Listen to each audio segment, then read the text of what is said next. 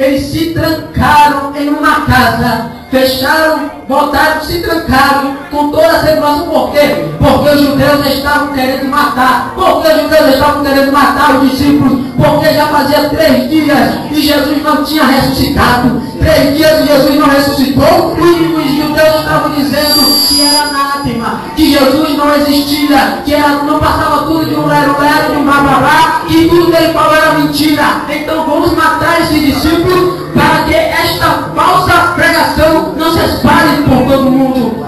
E os discípulos ficaram trancados dentro daquela casa. Alguns dos discípulos não estavam dentro da casa. 2 dos discípulos estavam no meio do caminho. 2 dos discípulos estavam a caminho de Emaús. Eu meditei muito, eu pensei, por que eles estavam a caminho de Emaús? Eles estavam voltando para a aldeia onde eles moravam. Eles estavam voltando, porque já fazia 3 dias e Jesus não tinha ressuscitado. Aleluia. No meio do caminho, eles conversando, tristes, abatidos. Chega um homem, que era o próprio Cristo, disfarçado, encosta perto deles. O que é que vocês estão conversando? Por que vocês estão tão tristes assim? O que é que aflige a nossa alma? Aqueles homens falaram, é porque já faz 3 dias que o nosso mestre Jesus, ele disse que ia ressuscitar, mas até agora nada. Porventura, és tu um peregrino em Jerusalém, que não estás sabendo o que aconteceu? Mataram o grande mestre, o grande profeta, poderoso em obras e em palavras. Ele disse que iria ressuscitar, mas não estamos mais acreditando, pois já é o 3º dia. Aqueles 2 discípulos estavam voltando, eles estavam em Emaús. A palavra do Senhor diz que Emaús ficava a 70 estádios de Jerusalém, equivalente a 7 quilômetros. Aqueles homens andavam costumeiramente 7 quilômetros até chegar a Jerusalém, atrás de Jesus Cristo. Eu imagino aqueles discípulos chegando lá e o povo todo dizendo, é mentira, é mentira, tudo que ele te prometeu é mentira. Já faz 3 dias, cadê ele? Cadê o seu mestre? Cadê o grande profeta que disse que ia mudar a tua história? Ele é mentiroso, ele não ressuscitou. Ele encontrou Marta, Maria, e Marta e Maria falaram, olha, ele ressuscitou, mas eles não acreditavam porque eles não viram, eles queriam ver. Eles queriam que Jesus chegasse até eles para cumprir toda a promessa e palavra que Jesus tinha feito para eles. Aleluia. A tristeza tomou conta, porque aqueles homens eram de Emaús. Eles caminhavam. Quando Jesus Cristo começou seu ministério, toda a redondeza ouviu falar nele. Aquela aldeia era uma aldeia, aleluia, de povos humildes.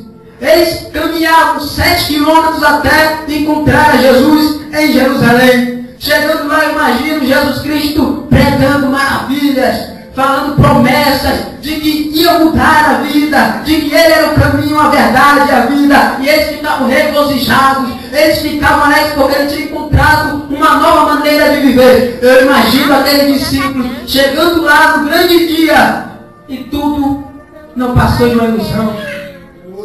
Imagine se aqueles discípulos voltam para Emaús.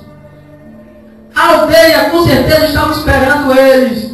Imagine ele voltando para Emaús e todo mundo perto cadê? Ele ressuscitou e ele dizer, não ressuscitou. Aquela aldeia ia chacotear na cara dele, ia zombar, ia dizer que ele foi enganado durante esses 3 anos. Aqueles discípulos então ficaram preocupados. Eu imagino por quê? Porque certamente quando eles iam ser ensinados por Jesus, eles voltavam para Emaús. E quando eles chegavam para Emaús, o pessoal perguntava, e aí, o que você aprendeu de Jesus? Eles dizendo, eu aprendi que Jesus é o caminho, a verdade e a vida. No outro dia, ele tomando aula com Jesus, andando com Jesus, e quando ele voltava novamente para Emaús, o povo perguntava, e aí o que foi que você aprendeu desta vez? Eu aprendi que ele é o pão da vida que desceu do céu.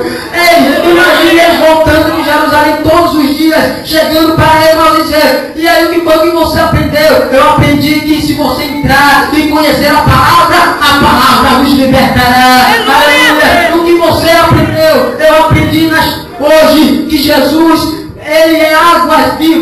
se você beber dele, você vai fluir rios de água viva dentro de você. Todas as vezes que aqueles discípulos entravam em Emaús, eles contavam tudo aquilo que Jesus tinha feito. Aquele povo estava sim acreditando que realmente Jesus era verdadeiro. Imagine se aquela cidadezinha, aquela aldeia, soubesse da notícia que Jesus não ressuscitou. Acabou. Aquele discípulo fica preocupado. Jesus então chega no meio do caminho e fala: olha, acredite nos profetas, acredite que ele ressuscitou, acredite. Jesus pega o livro, pega a palavra e começa a ler todas as escrituras que confirmavam que ele iria ressuscitar. Aqueles discípulos então começam a ouvir tudo que Jesus estava falando, mas eles não reconheceram que era Jesus. Então, quando eles chegaram perto da aldeia, Jesus passou que ia, mas eles falaram: venha, fica aqui conosco, porque já é tarde, você pode se perder no meio do caminho. Eu pensei muito, 7 quilômetros. Jesus encontrou eles saindo de Jerusalém. Jesus poderia falar para eles que ele era o Cristo, porque Jesus pouparia uma caminhada de 7 quilômetros. Por que Jesus andou 7 quilômetros e chegou até a aldeia de Emaús? Jesus poderia no meio do caminho falar: olha, não precisa você ir para Emaús, não, volta para Jerusalém. Mas ele fez questão de ir até a aldeia com aqueles 2 discípulos. Sabe por quê? Porque estava um alvoroço. Ele queria mostrar para aqueles 2 discípulos que no meio do caminho, Jesus nunca esquece dos seus. Que no meio do caminho, ainda que as pessoas pensam que não vai se cumprir, ele faz questão de ir com você para mostrar para todos que aquilo que ele prometeu vai se cumprir na sua vida. Aleluia!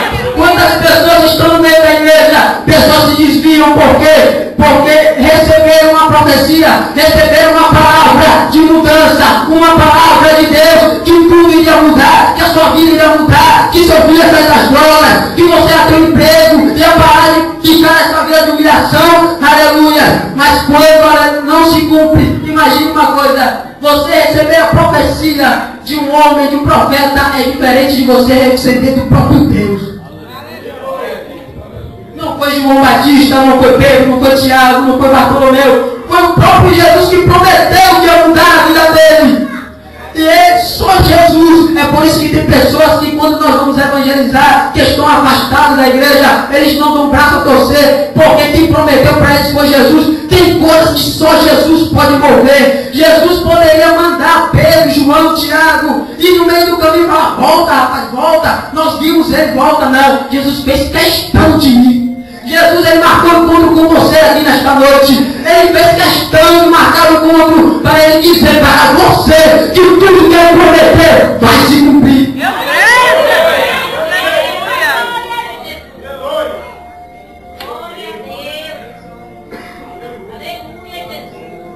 Chegando na aldeia, eu imagino aquele povo alvoroçado, e aqueles 2 discípulos não deram trela, foram correndo, entraram para as suas casas.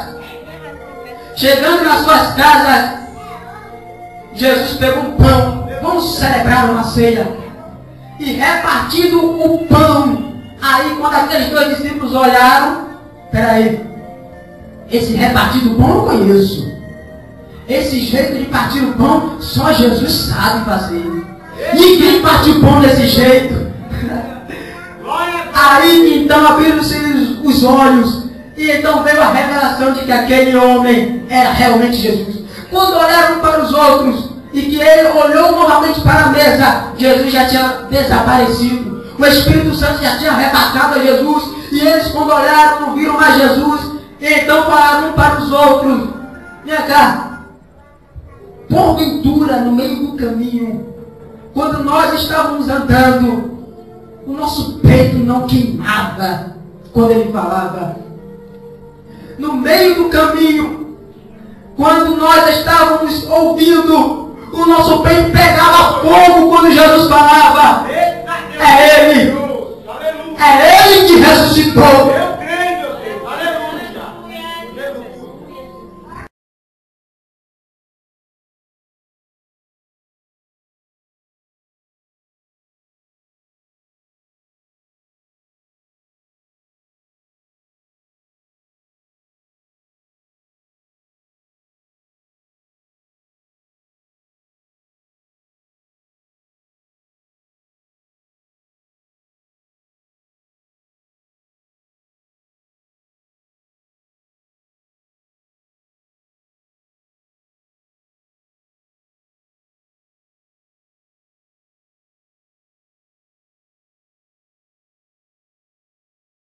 não só na vida de Jesus, como na vida dos discípulos e da raça humana.